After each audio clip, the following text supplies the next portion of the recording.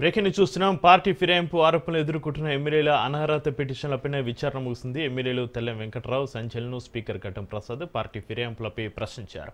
MLA KP Vivek తరపు న్యాయవాదులు Tellam వెంకట్రావును cross examination చేయగా ఎమ్మెల్యే జగదీష్ రెడ్డి తరపు లాయర్లు సంచలనం క్రాస్ ఎగ్జామినేషన్ చేశారు. రేపు మరో ఇద్దరు ఫిరాయింపు ఎమ్మెల్యేలు విచారణ జరగనుంది.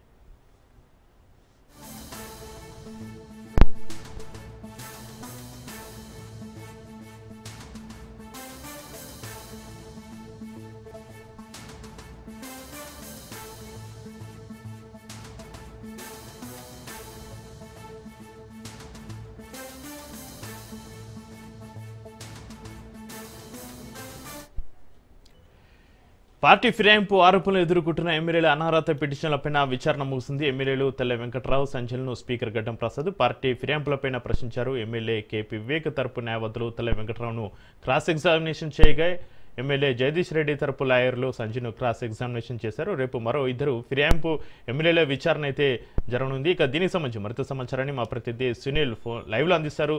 సునీల్, పార్టీ ఫిరాయింపు ఆరోపణలు ఎదుర్కొంటున్న ఎమ్మెల్యేల అనర్హత పిటిషన్లపై విచారణ సంబంధించి మీ దగ్గర ఉన్న అప్డేట్స్ ఏంటి సునీల్? తీవ్ర రాజకీయ దుమారం రేపుతున్నటువంటి పార్టీ ఫిరాయింపుల ఎమ్మెల్యేలకు సంబంధించిన విషయంపై ఈరోజు స్పీకర్ మరొకసారి విచారణ చేపట్టాడు. ప్రధానంగా ఇప్పటికే 10 మంది ఎమ్మెల్యేలకు అటు పార్టీ ఫిరాయించినటువంటి బీఆర్ఎస్లో గెలిచి అదేవిధంగా కాంగ్రెస్ పార్టీలోకి వెళ్ళినటువంటి 10 మంది ఎమ్మెల్యేలకు కూడా స్పీకర్ గడ్డం ప్రసాద్ వారందరూ కూడా నోటీసులు సర్వ్ చేశారు. ఇందులో 8 మంది ఎమ్మెల్యేలు స్పీకర్ ఇచ్చినటువంటి నోటీసులకు రిప్లై కూడా ఇవ్వడం జరిగింది, అఫిడవిట్ కూడా దాఖలు చేయడం జరిగింది. ఇక ఇద్దరు ఎమ్మెల్యేలు అటు ఖైరతాబాద్ ఎమ్మెల్యే దానం నాగేందర్ కావచ్చు, కడియం శ్రీహరి స్టేషన్ గన్పూర్ ఎమ్మెల్యే కడియం శ్రీహరి కావచ్చు, ఇద్దరు మాత్రం ఇప్పటివరకైతే ఏ విధంగా ఒక్కడు కూడా అఫిడవిట్ కూడా దాఖలు చేయలేదు. ఇక మరోవైపు సుప్రీంకోర్టు చాలా క్లియర్గా చెప్పింది, 3 నెలలలోపు ఎమ్మెల్యేల అర్హతకు సంబంధించినటువంటి విషయాలపై కూడా పూర్తిగా క్లారిటీ ఇవ్వాలి, దానిపై ఏదో ఒక నిర్ణయం తీసుకోవాలని దేశ సర్వోన్నత న్యాయస్థానం ఇప్పటికే ఆదేశాలు జారీ చేసిన నేపథ్యంలో ఒక్కొక్కరికి విడతల వారీగా పిలిచి నోటీసులు ఇచ్చి విచారిస్తున్నారు. ఇందులో భాగంగానే ఈరోజు భద్రాచలం ఎమ్మెల్యే తెల్లం వెంకట్రావుతో పాటు మరోవైపు సంజయ్ ఇద్దరిని కూడా క్రాస్ ఎగ్జామినేషన్ కూడా చేరింది. అటు తెల్లం వెంకట్రావు సంబంధించినటువంటి పిటిషన్ వేసినటువంటి వివేకానంద గౌడ్, కుత్బుల్లాపూర్ ఎమ్మెల్యే వివేకానంద గౌడ్తో పాటు మరోవైపు సంజయ్ పై పిటిషన్ వేసినటువంటి జగదీశ్వర్ రెడ్డి క్రాస్ ఎగ్జామినేషన్ ఈరోజు స్పీకర్ కొద్దిసేపు కంప్లీట్ చేయడం జరిగింది. వారితో గతంలో బీఆర్ఎస్ పార్టీ నుంచి గెలిచి కాంగ్రెస్ పార్టీలోకి వెళ్ళినటువంటి అన్ని వీడియోస్ కావచ్చు, ఫొటోస్ కావచ్చు, వీటికి సంబంధించినటువంటి అన్ని వివరాలు కూడా ఇప్పటికే సుప్రీంకోర్టుకు సమర్పించారు. అదే రీతిలో అటు స్పీకర్ కూడా పిటిషన్ వేసినటువంటి అభ్యర్థులు సమర్పించారు. కానీ ఎక్కడ కూడా తమ పార్టీ మారలేదనేటువంటి అభిప్రాయాన్ని అటు గతంలో అటు కాంగ్రెస్లోకి వెళ్ళినటువంటి ఎమ్మెల్యేలు పదే చెప్తూ వచ్చినారు. ఇప్పటికే దానికి సంబంధించినటువంటి క్రాస్ ఎగ్జామినేషన్ సైతం వాటికి సంబంధించినటువంటి న్యాయవాదులు సైతం ఈరోజు విచారణకు హాజరయ్యారు. వారిపై క్రాస్ ఎగ్జామినేషన్ కూడా కంప్లీట్ కూడా చేయడం జరిగింది. ఇప్పటికే 8 మంది ఎమ్మెల్యేలు విడతల వారీగా 2 దఫాలుగా ఇప్పటికే ఒక దఫా కంప్లీట్ అయింది, 2వ దఫాగా మళ్ళీ ఈరోజు మరొక 2 ఎమ్మెల్యేలను విచారించారు. రేపు మరొక 2 ఎమ్మెల్యేలను కూడా విచారించి వారి యొక్క స్టేట్మెంట్ కూడా నమోదు చేసుకునే అవకాశం ఉంది. త్వరగతిన ఈ విచారణ అంతా కూడా కంప్లీట్ చేసి సుప్రీంకోర్టుకు ఒక అఫిడవిట్ రూపంలో సమర్పించాలనేది స్పీకర్ భావిస్తున్నారు. కాబట్టి ఇప్పుడు స్పీకర్ ఎలాంటి నిర్ణయం తీసుకుంటారనేది దేశ సర్వోన్నత న్యాయస్థానం సైతం ఏ విధంగా పిటిషన్ వేస్తారు, ఏ విధంగా స్టీల్ కవర్లో నివేదిక ఇస్తారనేది కూడా రాజకీయంగా తీవ్ర ఆసక్తి అయితే నెలకొని చెప్పవచ్చు. ప్రస్తుతం ఎమ్మెల్యేల సంబంధించినటువంటి అనర్హతపై రాజకీయంగా తీవ్ర దుమారం రేపుతుంది. వైపు బీఆర్ఎస్ నేతలు మాత్రం అసలు తగ్గేదే లేదన్నట్టు కూడా దీనిపై న్యాయస్థానం సైతం ఆశ్రయిస్తున్నారు. గతంలో మనం సుప్రీంకోర్టులో సైతము ఇప్పటికే కేవేట్ పిటిషన్ కూడా దాఖలు చేశారు. తమ విచారణ తమ యొక్క వివరణ ఇవ్వకుండా, తెలుసుకోకుండా ఎక్కడ కూడా ఆదేశాలు ఇవ్వడానికి వీల్లేదంటూ కూడా ముందస్తుగానే ఒక కేవేట్ పిటిషన్ సైతము అటు బీఆర్ఎస్ పార్టీ నేతలు కూడా దాఖలు చేసిన తీరు కూడా చూసాం. ప్రస్తుతం అయితే విచారణ అయితే జరుగుతుంది. ఇప్పటికే మొత్తం 8 మంది ఎమ్మెల్యేలు విడతల వారీగా స్పీకర్ విచారణ చేస్తున్నారు. వారికి సంబంధించిన న్యాయవాదులతో క్రాస్ ఎగ్జామినేషన్ కూడా కంప్లీట్ చేస్తున్నారు. కాబట్టి రేపు మరొకసారి 2 ఎమ్మెల్యేలు కూడా విచారిస్తారా లేదా అనేది కూడా సాయంత్రం రేపు ఒక క్లారిటీ కూడా వచ్చే అవకాశం. ఇప్పటివరకు మొత్తం 8 మంది విచారణ కంప్లీట్ అయింది. మరోవైపు 2 ఎమ్మెల్యేలు మాత్రం అటు కడియం శ్రీహరి కావచ్చు, దానం నాగేందర్ కావచ్చు, ఇప్పటివరకైతే రెస్పాండ్ అయితే ఇవ్వలేదు. వారు ఎక్కడ కూడా నోటీసులకు రిప్లై కూడా ఇవ్వలేదు, అఫిడవిట్ కూడా దాఖలు చేయలేదు. కాబట్టి స్పీకర్ వారిపై ఎలాంటి చర్యలు తీసుకుంటారని మాత్రం సర్వత్రా ఉత్కంఠ అయితే నెలకొందని చెప్పవచ్చు. Chakri, thank you Sunil.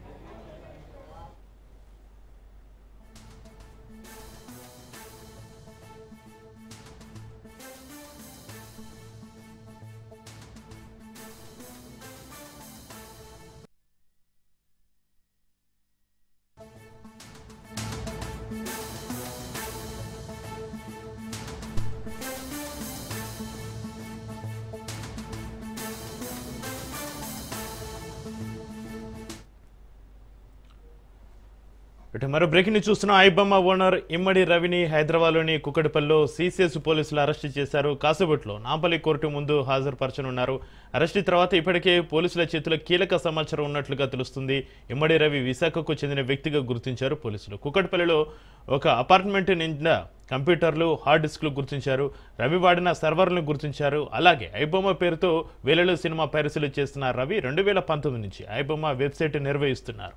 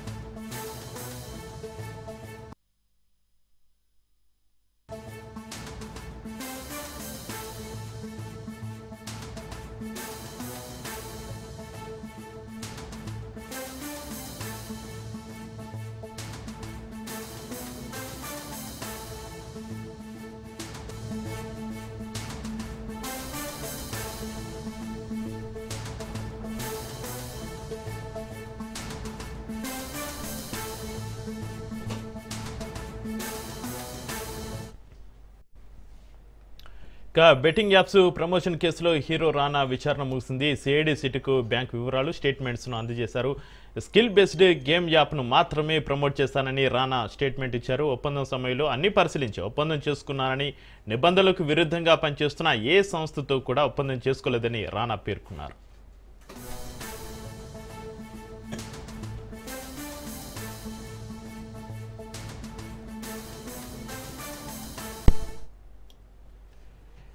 Betting apps promotion కేసులో హీరో రానా విచారణ ముగిసింది. సిఐడి సిటీకు బ్యాంక్ వివరాలు, స్టేట్మెంట్స్ను అందజేశారు. స్కిల్ బేస్డ్ గేమ్ యాప్ను మాత్రమే ప్రమోట్ చేశానని రానా స్టేట్మెంట్ ఇచ్చారు. ఒప్పందం సమయంలో అన్ని పరిశీలించే ఒప్పందం చేసుకున్నానని, నిబంధనలకు విరుద్ధంగా పనిచేస్తున్న ఏ సంస్థతో కూడా ఒప్పందం చేసుకోలేదని రానా పేర్కొన్నారు.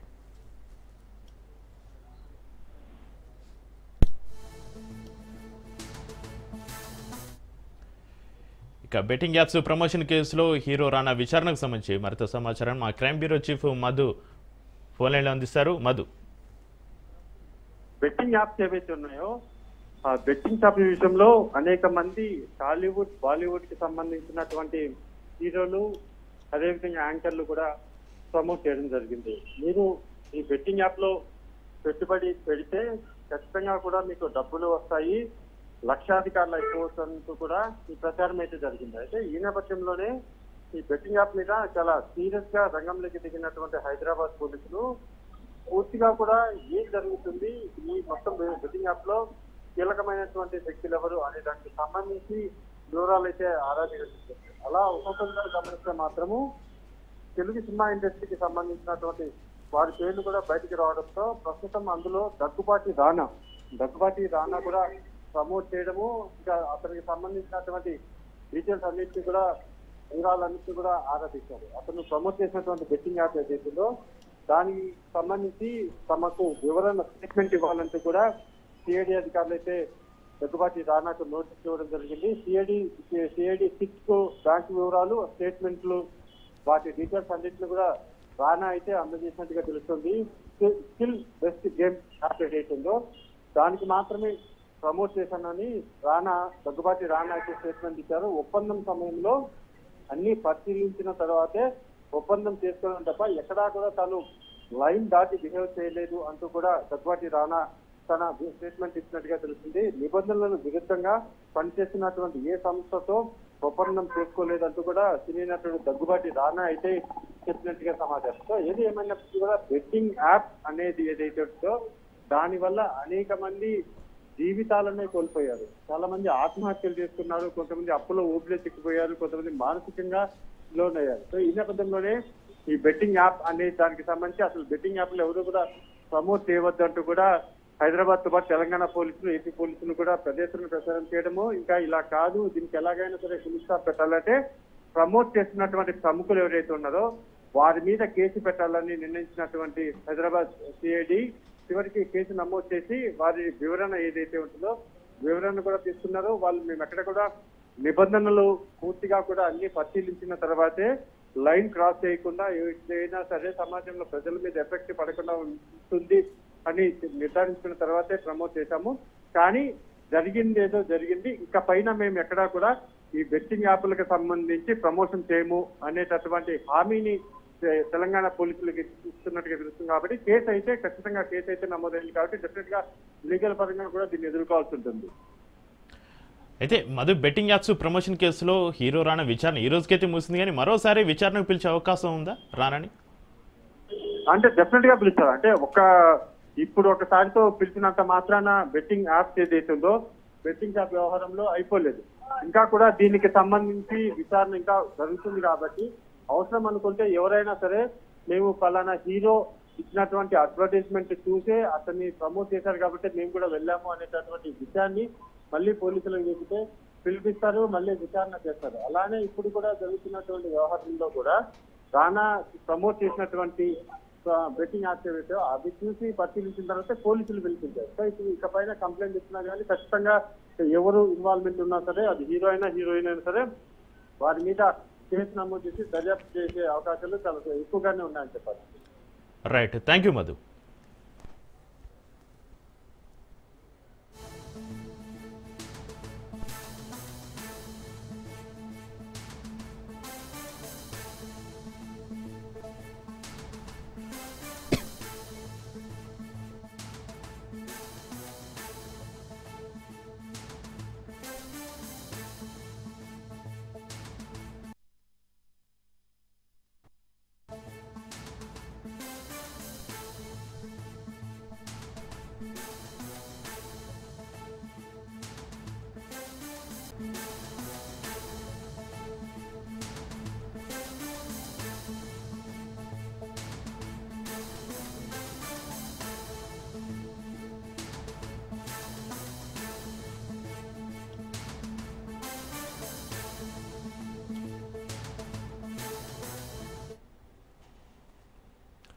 మరో బ్రేకింగ్ న్యూస్ చూస్తున్నాం. యానం సర్కిల్ ఇన్స్పెక్టర్ అడల రసన్ను సస్పెండ్ చేస్తూ పుదుచ్చేరి ఐజీ అజిత్ కుమార్ సింగ్లా ఉత్తర్వులు జారీ చేశారు. ఫోక్సో కేసులో ముద్దాయిని పుదుచ్చేరి జైలుకు తరలించి తిరిగి వస్తుండగా పోలీసు వాహనంలో మద్యం తాగుతూ సీఐ డాన్స్ చేశారు. డాన్స్ వీడియోలు కాస్త సోషల్ మీడియాలో వైరల్ కావడంతో సీఐ తీర్పిన తీవ్ర విమర్శలు వెల్లువెత్తాయి.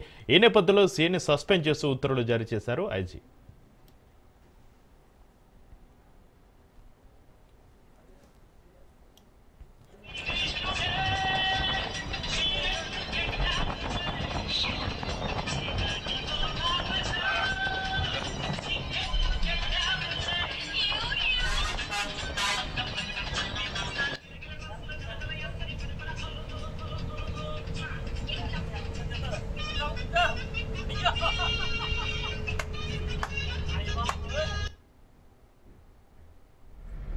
அனைத்து நண்பர்களுக்கும் வணக்கம்.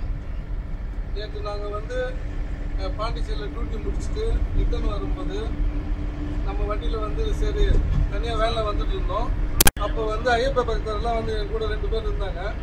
அவங்க வந்து வர வழியில் வந்து அங்கேயே மோர் வாங்கி 2 பாட்டில் வந்து ஃபில் பண்ணி வச்சுருந்தாங்க. அதை நாங்கள் வந்து வர வழியில் வந்து பாட்டு போட்டுட்டு கொஞ்சம் ஜாலியாக பேசிட்டு ஜாலியாக என்டர்டைன்மெண்ட் பண்ணி வந்தோம். அதை வந்து நான் தான் வந்து வீடியோ போஸ்ட் பண்ணேன் என்னோட குரூப்பில். அதை வந்து வேற யாரோ வந்து வேணும்னு மேலே வந்து ஏதோ ஒரு உள்நோக்கத்தில் வந்து அதை வந்து வேற மாதிரி மாற்றி சமூக வலைதளங்களையும் பேப்பர்லையும் போட வச்சிருக்காங்க. இந்த நாயை வந்து கண்டுபிடிச்சி இது சரியான தண்டனை வரணும். இதில் பாருங்க, இது மோர் தண்ணி, இது வந்து அப்படியே ப்ரூஃப் இருக்கு. நாளைக்கு வந்து இதை கூட நீங்கள் வந்து எக்ஸாம் பண்ணி இது வந்து வாட்டரா கல்லான்னு கண்டுபிடிக்கலாம். இதை வந்து வேணும்னு எங்கள் போலீஸ் அதிகாரி எவனோ பேமானி புறம்போக்கு வந்து செஞ்சிருக்காங்க. அவன் மேலே நடவடிக்கை எடுக்கிற மாதிரி கேட்டுக்கொள்கிறேன். அனைத்து நண்பர்களுக்கும் వడ్డీ కాసుల వాడి వద్దనే కాసులు కాజేసిన ఘటన అనేక మలుపులు తిరుగుతుంది. దేవుని సొమ్ము స్వాహా చేసింది ఒకరు, రవికుమార్ ఆస్తులు రాసుకుంది మరొకరు. ఆస్తుల బదిలీ మరొక జేబులో పడింది. 2 బలమైన ఆంబోతుల కొట్లాటలో లేగదొడలు నలిగిపోయినట్లుగా పరకమణి కేసులో రాజకీయ కొట్లాటలో ఒక మంచి పోలీస్ అధికారి ప్రాణాలు విడిచినట్లుగా గుసగుసలాడుతున్నారట. అప్పుడు ఒత్తిళ్లకు తలకి ఇప్పుడు ఒత్తిళ్లకు ఎదుర్కొని చివరకు విగత జీవిగా మారిన సతీష్ కథ కల్లోలాన్ని సృష్టించింది.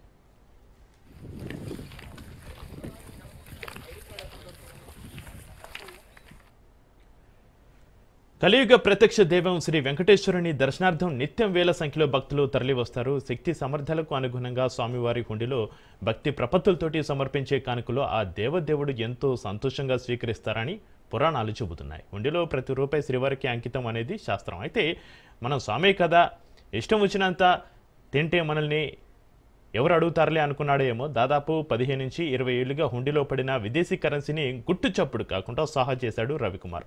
పేరుకే పెద్దిజేరు స్వామి మఠంలో గుమస్తా. ఆస్తులు చూస్తే ఎంతటి అధికారులైనా కళ్ళు బైర్లు కమ్మాల్సిందే.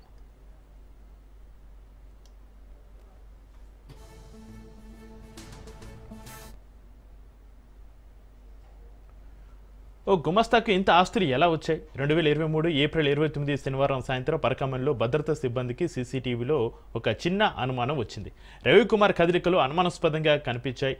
ఇదే విషయాన్ని సీసీటీవీ ఆపరేటర్ చంద్ర అప్పటి పరకమని ఏవీఎస్ఓ సతీష్ కుమార్కు సమాచారం చేరవేశారు. రవికుమార్ శరీరాన్ని తనిఖీ చేయగా అతని తొడల మధ్య రహస్యంగా దాచిన $100 నోట్లు దొరికాయని నిర్ధారణకు వచ్చారు AVSO Satish. Tirumala 1 town police స్టేషన్లో ఫిర్యాదు చేశారు సతీష్ కుమార్. దీంతో అప్పటి సిఐ జగన్మోహన్ రెడ్డి, ఎస్ఐ లక్ష్మీరెడ్డిలు కేసు నమోదు చేసి విచారణ చేపట్టారు.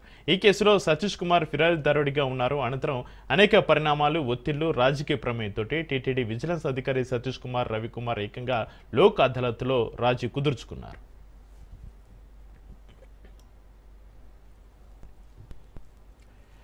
ఇక ఆ కేసు అంతటితో ముగిసిపోయిందని సతీష్ కుమార్ భావించారు. ప్రభుత్వ మార్పిడి జరగగానే పరకమణి కేసు సీరియస్గా మారింది. ఓ జర్నలిస్టు వేసిన వాద్యంతో హైకోర్టు సిఐడి విచారణకు ఆదేశించింది. దీంతో ఈ నెల 5వ తేదీ నుంచి తిరుపతిలోని పద్మావతి గెస్ట్ హౌస్లో సిఐడి తాత్కాలిక కార్యాలయం ఏర్పాటు చేసుకుని విచారణ ప్రారంభించింది.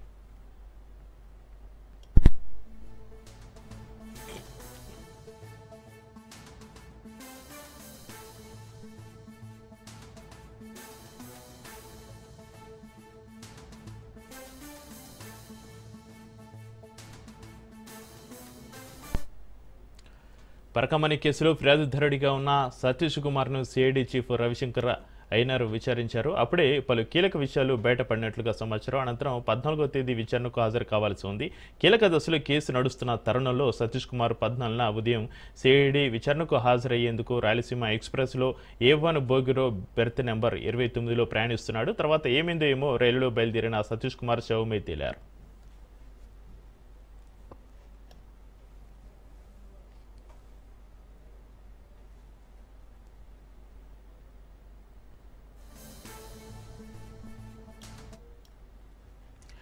సతీష్ కుమార్ మరణ తీవ్ర కలకలం రేపింది. రైల్లో బలమైన ఆయుధంతో కొట్టి బయటపడేశారనే ఆరోపణలు వినిపిస్తున్నాయి. ప్రయాణించే సమయంలో సతీష్ కుమార్తో కొందరు వ్యక్తులు మాట్లాడినట్లుగా వాదనలు వినిపిస్తున్నాయి.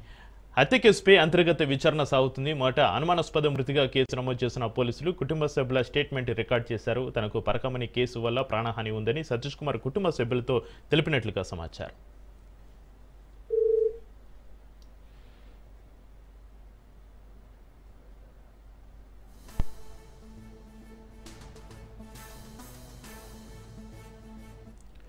స్వయాన తమ్ముడు శ్రీహరి ఫిర్యాదుతోటి హత్య కేసు నమోదు చేశారు. అయితే చిన్నప్పటి నుంచి పేదరికాన్ని జయించేందుకు సతీష్ కుమార్ చాలా కష్టపడినట్లుగా సమాచారం.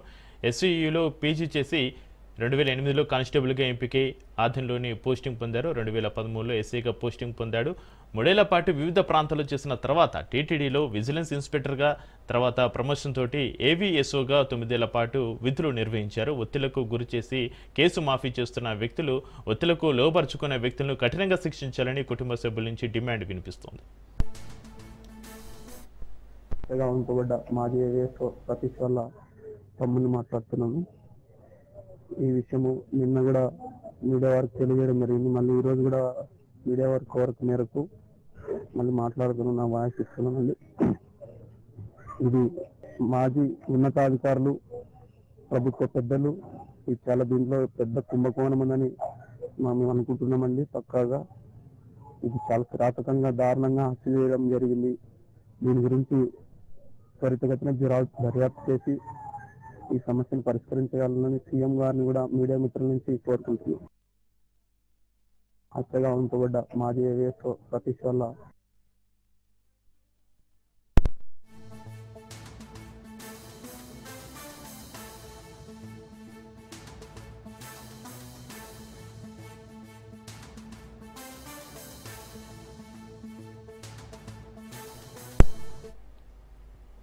రైట్గా పరికమని కేసులో సంచలనం. పరికమల్లో ఏవీఎస్గా ఉన్న సతీష్ కుమార్ హత్యకు సంబంధించి మరింత సమాచారాన్ని మా ప్రతినిధి సురేష్ ఫోన్లైన్లో అందిస్తారు. సురేష్, పరికమని కేసు కీలక దశలో ఉన్న సమయంలో సతీష్ హత్యకు సంబంధించి మీ దగ్గర ఉన్న అప్డేట్స్ ఏంటి? రైట్ చక్రి, అయితే పరకామణి కేసులో కీలక దశలో విచారణ సాగుతుంది. ఏదైతే ఫిర్యాదుదారుడు మాజీ ఏవీఎస్ ప్రభుత్వ రైల్వే సిఐ సతీష్ కుమార్ ఈ విచారణకు హాజరు కావాల్సి ఉంది. నిన్న తెల్లవారుజామున ఆయన రైల్లో రాయలసీమ ఎక్స్ప్రెస్ ప్రయాణ సమయంలో అనుమానాస్పదిగా రైల్లోంచి పడిపోయాయంటూ మొదటి కేసుగా అనుకున్నప్పటికీ అది హత్యగా పోలీసులు ఉన్నతంగా నిర్ధారించారు. ఆ తర్వాత ముద్దుని సోదరుడు ఫిర్యాదు మేరకు హత్యగా కేసు నమోదు చేస్తూ దర్యాప్తు కొనసాగిస్తున్నారు. తాజాగా ఇప్పుడు కొన్ని నిమిషాల ముందు అనంతపురం ఏదైతే ఘటన జరిగిందో ఆ ప్రాంతంలో ఈ సతీష్ కుమార్ మృతి చెందిన సీన్ ని రీకన్స్ట్రక్షన్ చేశారు. ఇందులో పోలీస్ శాఖ ఉన్నతాధికారులు అందరూ కూడా పాల్గొన్నారు. దాదాపు 100 వేగంతో వెళ్తున్న రాయలసీమ ఎక్స్ప్రెస్ ట్రైన్ లో నుంచి ఒక బొమ్మని విసిరేసి ఎలా పడిపోతే ఎలా మృతి చెందా అనే విధాన్ని సీన్ ని క్రియేట్ చేస్తూ కూడా పోలీసు అధికారులు పరిశీలించారు. ఈ వీడియోలన్నీ కూడా డ్రోన్ కెమెరాలతో చిత్రీకరించారు పోలీసు అధికారులు. పూర్తిగా ఇది హత్య అంటూ కూడా నిర్ధారణకు వచ్చారు. నిన్న వైద్యులు కూడా బాడీ స్కాన్ చేసిన తర్వాత బలమైన గాయాలు ఉన్నాయంటూ కూడా తెలిపిన పరిస్థితి కనపడుతుంది. తాజాగా దీనికి సంబంధించి డిఐజీ షీమోషి, అలాగే సిఐడి డీజీ రవిశంకర్ అయ్యారు, జిల్లా ఎస్పీ జగదీష్ పూర్తి స్థాయిలో దర్యాప్తు చేస్తున్నారు. 12 బృందాలను ఏర్పాటు చేస్తున్నారు. ఇప్పటికే సతీష్ కుమార్ ఎవరైతే మాజీ ఏవీఎస్ ఉన్నారో ట్రైన్ మొన్న రాత్రి 13వ తేదీ రాత్రి 11:53 ఆ ట్రైన్ ఎక్కేందుకు 2 వీలర్ వచ్చిన వీడియో కూడా సీసీటీవీ ఫుటేజ్ బయట వచ్చింది. ఆ రకంగా ఆయన చేతిలో ఒక బ్యాగ్ కూడా ఉంది. దానికి సంబంధించిన పరకామణికి సంబంధించిన కేసు దస్త్రాలు కూడా అందులో ఉన్నట్టుగా సమాచారం ఉంది. ఎవరైనా పేర్లు బయట పెడతాయని అనుమానంతో హత్య చేయించారా, సుపారీ ఇచ్చారా అనే కోణంలో పోలీస్ శాఖ దర్యాప్తు చేస్తుంది. తాడిపత్రి కోమలి రైల్వే ట్రాక్ వద్ద ఆ డెడ్ బాడీ దొరికిన తర్వాత పూర్తిగా సీన్ ఒకసారిగా మారిపోయింది. మొదట అనుమానాస్పద బుద్ధి అనుకున్నారు. తర్వాత పోలీసులు పూర్తిగా వైద్యుల నిర్ణయం వరకు హత్య అంటూ నిర్ధారణకు వచ్చారు. ఇక్కడ పూర్తి స్థాయిలో ఈ పరకామణి కేసు 100 కోట్ల స్కామ్ గా అటు బీజేపీ నేతలు జనసేనతో ఆరోపిస్తున్న క్రమంలో పూర్తిగా ఇది ఎవరున్నారనేది పూర్తిగా దర్యాప్తు చేయాల్సిన అంశంగా మారిందని చెప్పుకోవాలి. ఒక పోలీస్ శాఖలో ఉన్నతాధికారి మృతి చెందడం, ఆయన చంపేశా అని చెప్పుకోవడం పూర్తిగా ఆ ఊర్లో ఉన్న వాళ్ళతో కూడా ఒక్కసారి శోకంతో మునిగిపోయారు. గతంలో కూడా ఆయన విచారణకు వచ్చిన సమయంలో నాకు ప్రాణహాని ఉందంటూ కూడా సతీష్ కుమార్ ఏవీఎస్ తోటి స్నేహితులకు బంధువులు చెప్పిన పరిస్థితి. తిరుపతి దేవస్థానం ఏవీఎస్ కూడా కొంతకాలం పనిచేసిన కారణంగా ఇక్కడ చాలా మంచి వ్యక్తిగా పేరొందారు. తాజాగా ఈ కేసుని పూర్తి స్థాయిలో పలుకోణంలో దర్యాప్తు చేయాల్సిన అంశంగా పోలీస్ శాఖ భావిస్తుంది. మొత్తం 12 బృందాలు ఈ హత్యకు సంబంధించి ఛేదించే పనిలో ఉన్నారు. Chakri. Right, thank you Suresh.